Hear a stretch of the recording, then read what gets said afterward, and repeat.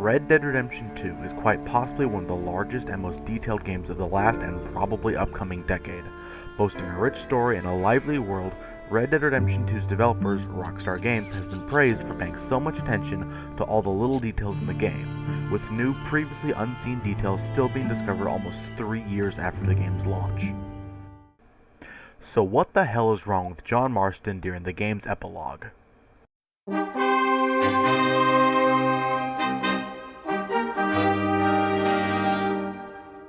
After playing through 6 chapters as Arthur Morgan, players are able to take control of John Marston, the protagonist of the first Red Dead Redemption game.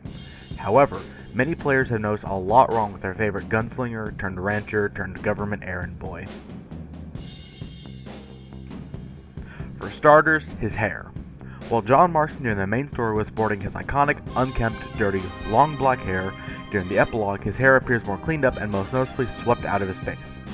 Many have claimed this is because during this part of John's life, he should be trying to put his past behind him and get himself cleaned up and clean up his act. But it's actually because his hair is just a recolor of Arthur's hair. Yep, although John during the story had his correct hair, Rockstar couldn't be arsed to make him some proper hair for the end of the game, so they just recolored Arthur's and slapped it on his head. It's not even the right color either, as John's hair in both games was a dark brownish black, while his hair during the epilogue here is just a plain jet black. But there is evidence to suggest that his hair wasn't always just going to be a recolor of Arthur's. The hair used on the NPC version of John during the main story actually uses a hair model fitted to the head of the player version of John, due to the fact that the scalp does not fit on the NPC John correctly. There are also screenshots from while RDR2 was in development that showed John with his proper hair during the epilogue, which has led many to believe that the half-assing of John's hair was a conscious decision. Another gripe many fans have pointed out is that John's body type is different, most noticeably in his shoulders. Again, during the first game and the main story of the second, John has a thin body type with small shoulders, yet in the epilogue, his shoulders are broader and his body is noticeably thicker. Again, this is due to Rockstar giving John something of Arthur's, and again, it's clearly a conscious decision thanks to development screenshots. Another issue is with John's face and head, as his face seems wider than his main story and first game counterparts.